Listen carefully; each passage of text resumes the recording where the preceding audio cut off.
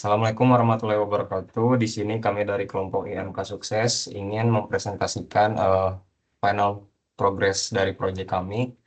Perkenalkan di sini saya Muhammad Raka Pratama dengan NIM 1030 123 00 131. Saya Muhammad Faraj Ahdaf dengan NIM 1030 123 00 178. Saya Lutfi Ron Fadilah dengan NIM 1030 123 00 164. Oke, kita mulai dari step yang pertama. Di sini ada Know Your User. Di sini kita mengidentifikasi masalah utama, yaitu sistem reservasi fasilitas di kampus masih dilakukan secara manual atau melalui formulir online yang tidak real time. Makanya sering terjadi bentrok jadwal penggunaan fasilitas karena kurangnya transparansi ketersediaan ruangan.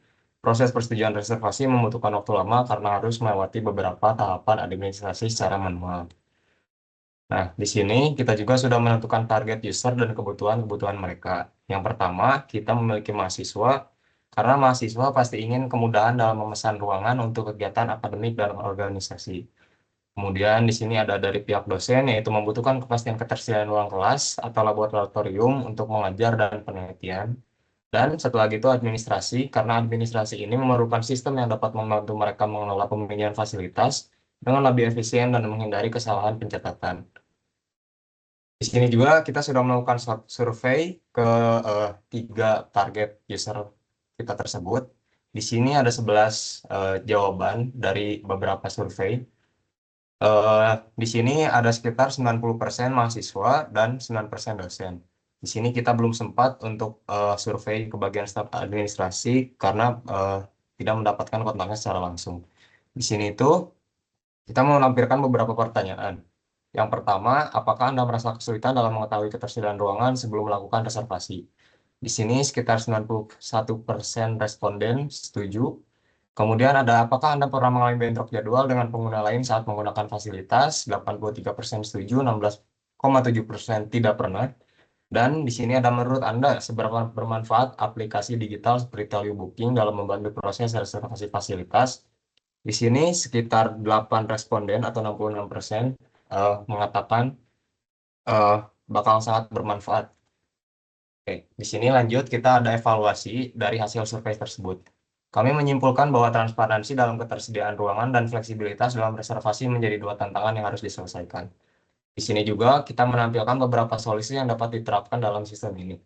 Itu ada tiga. Yang satu itu kita akan membuat fitur pencarian ruangan secara real time agar pengguna bisa langsung melihat fasilitas yang tersedia tanpa harus mencari secara manual. Kemudian notifikasi otomatis untuk mengingatkan pengguna tentang jadwal reservasi dan juga untuk menghindari bentroknya jadwal. Yang ketiga, kita juga membuat filter daftar ruangan berdasarkan lokasi agar pencarian fasilitas lebih mudah dan spesifik.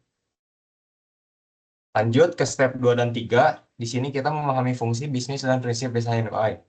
Di sini ada kita mulai dari tahapan pertama itu dengan pengguna melakukan login atau registrasi, kemudian melakukan pemilihan fasilitas, kemudian pengguna akan mengecek ketersediaan, dan sistem juga akan mengecek apakah fasilitas tersedia pada waktu yang diinginkan oleh user.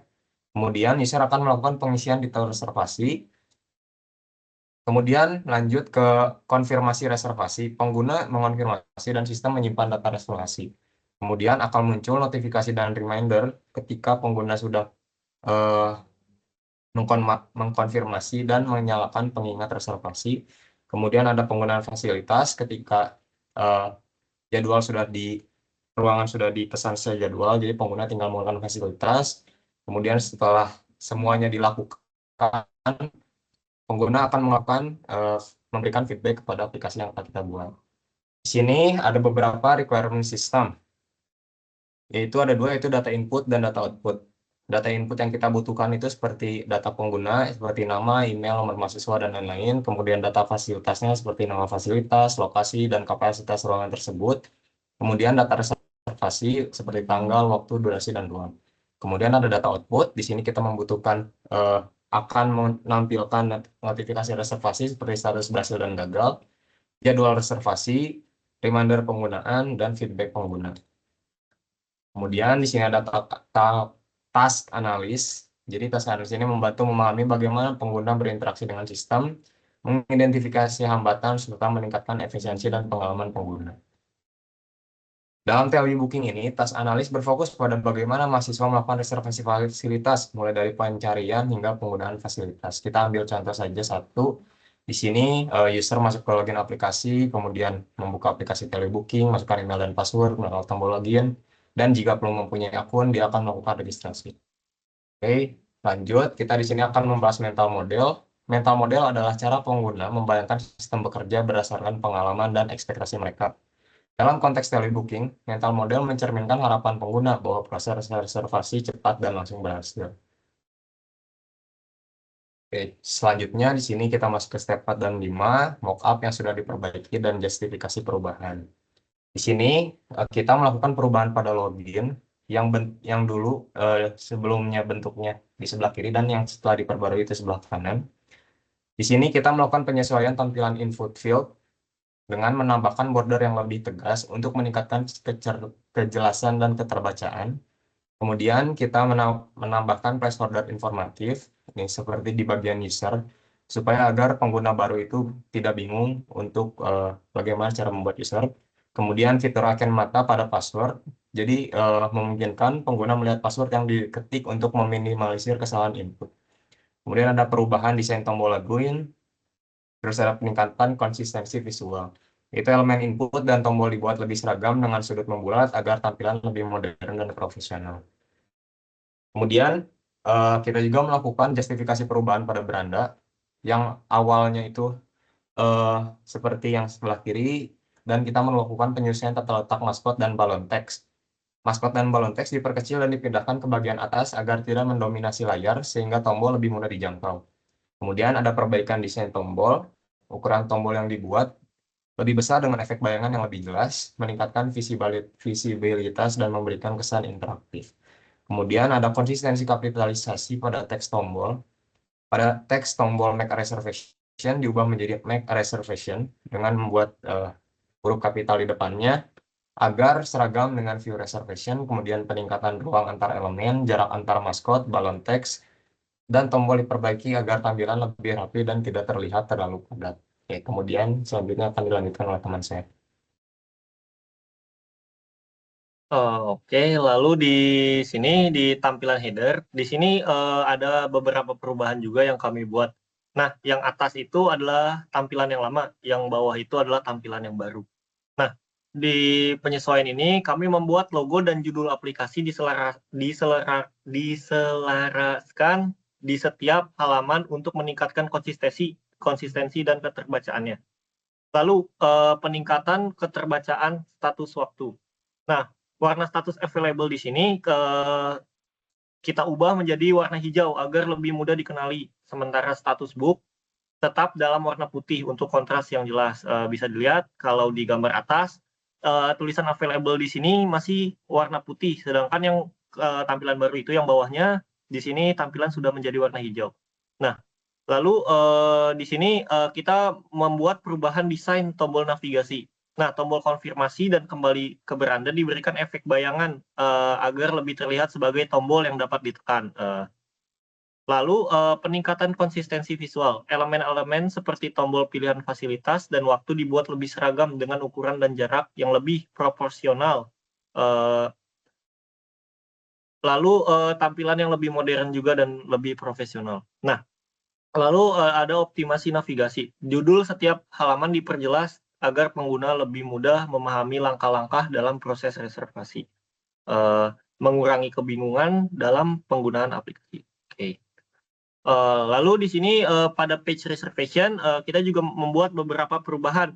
Jadi desain yang lama kita itu tidak ada tampilan setelah jadwal, tidak ada tampilan kalau ada jadwal yang dibuat. Nah, bisa dilihat yang di paling kiri itu adalah tampilan yang lama. Nah, di sini cuma ada tampilan kalau nggak ada jadwal gitu.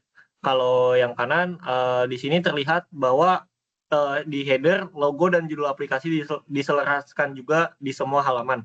Dibuat lebih ringkas untuk efisiensi ruang. Nah, di sini ada tampilan kosong, ilustrasi kalender, tidur, diperbesar dan diberi latar belakang terang. Tombol create a reservation dibuat lebih tegas dan intuitif. Nah, lalu di list reservasi, daftar reservasi ditampilkan dalam format kartu berisi tanggal, waktu, dan nama fasilitas. Nah, di sini juga ada warna dan kontras. Perubahannya itu latar list reservasi dibedakan. Tombol aksi diberi warna merah tua untuk menonjolkan fungsinya. Nah, di detail reservasi juga di sini ada informasi seperti nama pemesan, fasilitas, hari, dan status disusun sistematis. Nah, lalu ada tombol aksi, ditambahkan tombol cetak bukti, reschedule, dan kembali ke beranda untuk memudahkan pengguna kembali ke halaman beranda dan membuat aksi lainnya. Nah, di sini ada step 6 dan 7, memilih perangkat interaksi yang tepat dan memilih screen based control yang tepat. Next. Nah, lalu di sini untuk input dan output, input yang kita butuhkan karena kita base-nya itu di handphone, kita membutuhkan layar touchscreen dan virtual keyboard yang otomatis di semua handphone tersedia. Aplikasi ini digunakan pada smartphone, sehingga layar sentuh adalah pilihan yang paling alami dan umum. Nah, mendukung gestur seperti tap, swipe, dan long press yang relevan untuk navigasi sederhana dan cepat. Menggunakan keyboard bawaan handphone untuk mencari fasilitas. Nah, lalu output yang kita butuhkan adalah mobile display dan speaker. Nah, ini juga di setiap handphone udah pasti ada. Lalu karena tampilan berbasis layar visual untuk seluruh antarmuka, lalu untuk notifikasi sistem, TOS atau pop-up sebagai feedback tambahan. Next. Nah, kita juga membuat, kita redesign tampilan beranda yang tadinya itu ada maskot yang sangat besar di tengah. Di sini kita rombak ulang untuk tampilan home-nya. Jadi di sini ada penambahan button reschedule reservation. Lalu ada penambahan pengingat reservasi di beranda untuk mengingatkan user jadwal fasilitas yang terbooking paling dekat. Jadi ini memudahkan user untuk mendapatkan informasi tentang bookingan fasilitasnya daripada harus ke view reservation lagi. Jadi buka aplikasi langsung ada di tampilan home-nya.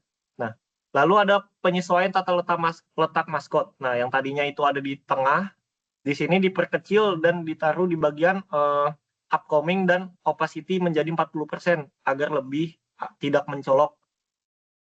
Terus juga ada penambahan foto profil user, nama user, dan name user di kiri atas. Oke, next. Nah, di sini ada perbaikan pada page pilih fasilitas. Di sini perubahan yang kami buat, penambahan kolom search bar untuk mencari fasilitas, penyesuaian ukuran button, dan penghapusan scroll bar karena di handphone support gesture. Next. Di sini juga ada perbaikan pada page pilih jadwal dan konfirmasi reservasi.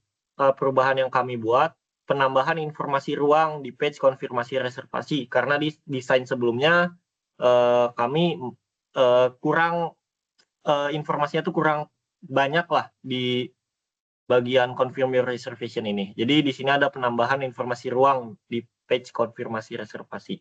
Lalu ada penambahan informasi ruang juga di page pilih waktunya.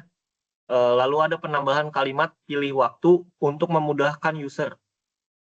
Lalu juga ada pengubahan button kembali ke beranda menjadi kembali ke pilih waktu. Karena kalau langsung kembali ke beranda, otomatis user harus masuk ke create your reservation lagi, lalu confirm your reservation lagi. Jadi kalau ini memudahkan step-nya gitu. Lalu ada pengubahan penghapusan scroll bar karena di handphone juga support gesture. Next.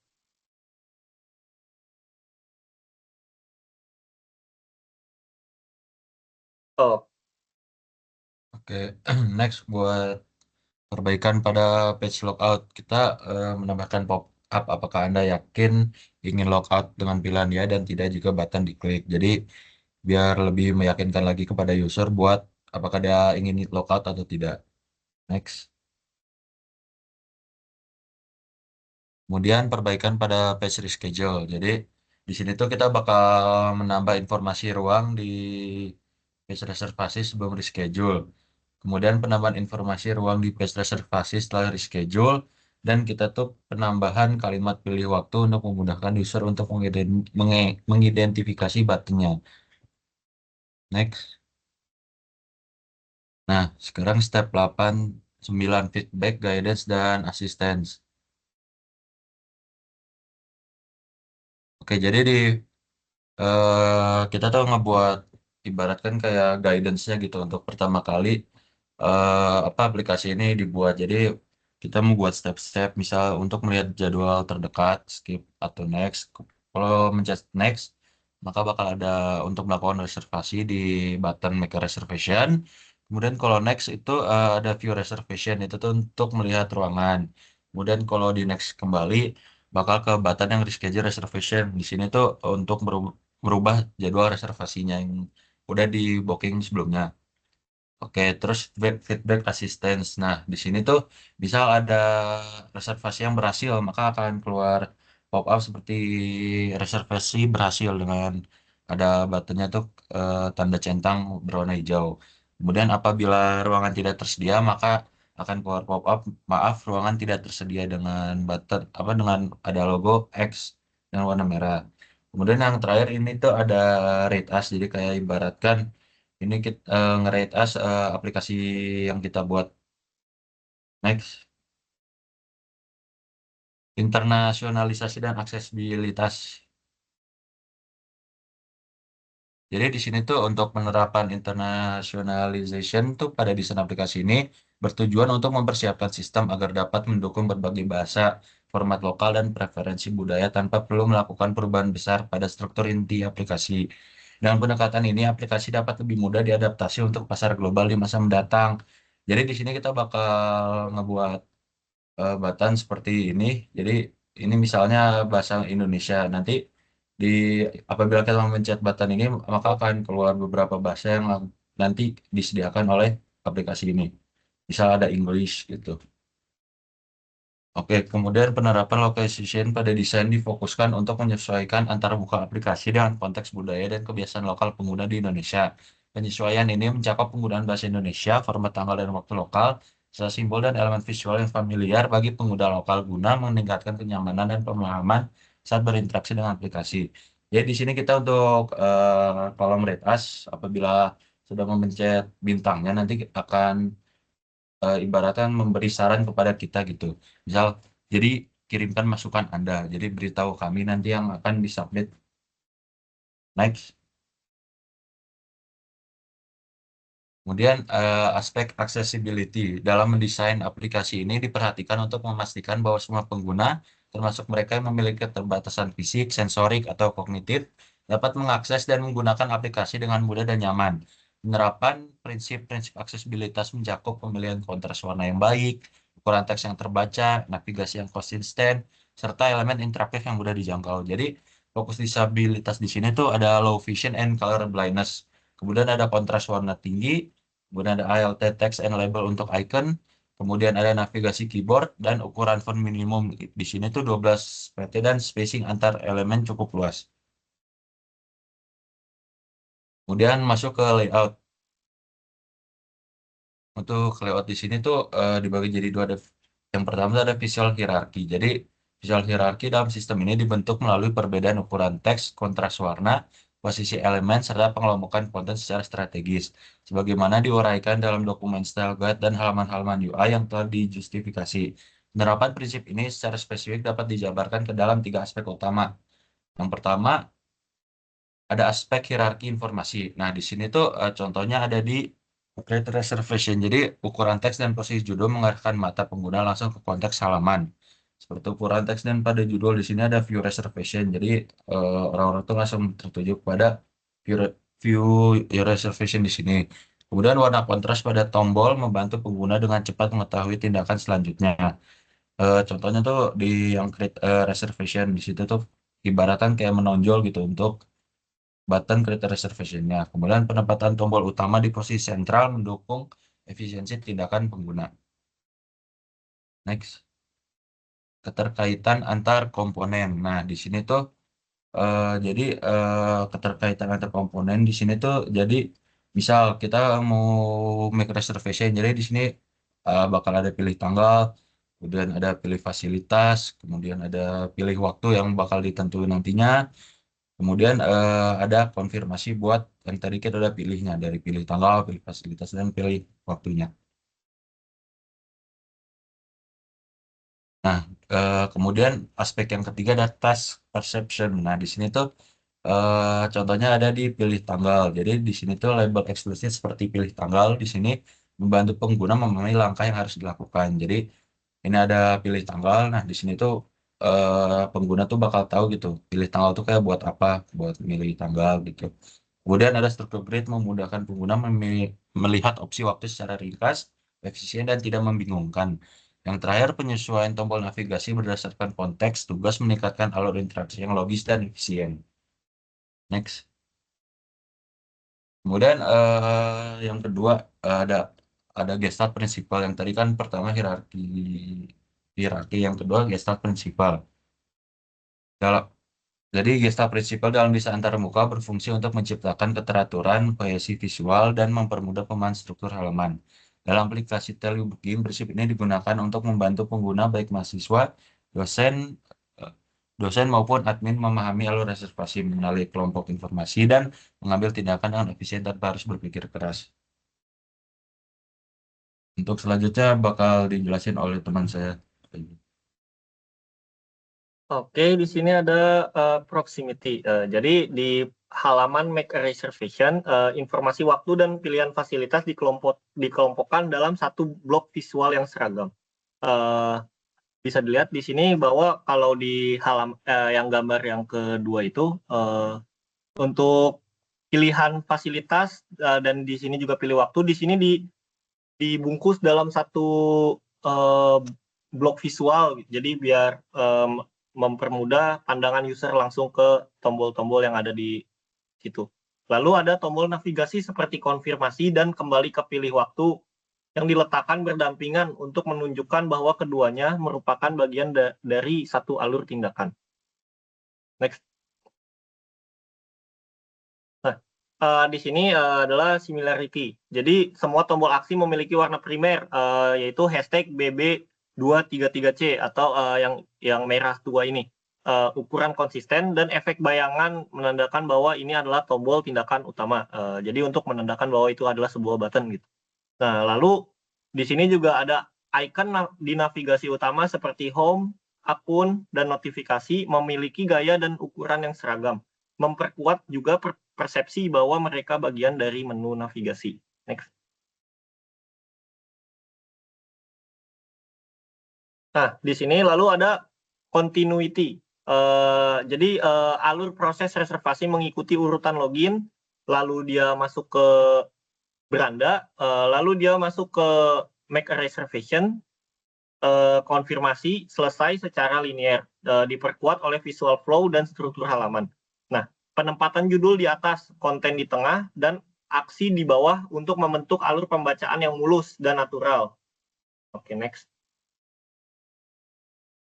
Nah, untuk closure, di sini juga ada ilustrasi kosong seperti kalender tidur saat tidak ada reservasi, ya menandakan bahwa user ini belum punya reservasi apa-apa. Ditempatkan dalam frame visual yang membentuk kesatuan dengan teks dan tombol di bawahnya. Di sini jelas karena tombol kalender tidur ini ada di tengah yang menandakan bahwa no scheduled reservation dan juga ada tulisannya di situ. Lalu ada tombol create reservation. Lanjut, next. Nah, kelengkapan desain mockup. Desain mockup merupakan representasi visual dari antarmuka sistem yang berfungsi untuk menggambarkan bagaimana elemen-elemen UI akan ditampilkan dan diorganisasikan saat pengguna berinteraksi dalam aplikasi. Dan dalam konteks proyek pengembangan aplikasi Telebooking ini, mockup dibuat untuk mencerminkan hasil perbaikan desain berdasarkan analisis kebutuhan pengguna, alur tugas pengguna, serta prinsip desain antarmuka seperti visual hierarki dan gestalt principle. Next. Nah, di sini ada tabel pemetaan task dan mockup. Di sini ada untuk nomor 1, task usernya itu login untuk masuk ke halaman beranda. Mockup yang terlihat itu adalah login. Lalu nomor 2 ada logout untuk keluar dari halaman beranda. Mockup yang terlihatnya logout. Lalu ada melakukan reservasi ruangan yang mockup yang terlihatnya itu make a reservation, lalu ada melihat daftar ruangan yang sudah direservasi, tombolnya itu view reservation, lalu ada melakukan reschedule ruangan yang sudah direservasi, yaitu mockup yang terlihatnya reschedule reservation, dan yang terakhir adalah melihat notifikasi. Mockup yang terlibatnya adalah notifikasi. Next. Oke, mungkin sekian dari kelompok IMK Sukses untuk final progress dari semua materi IMK yang sudah diajarkan. Terima kasih sebelumnya, mohon maaf apabila ada kesalahan. Assalamualaikum warahmatullahi wabarakatuh.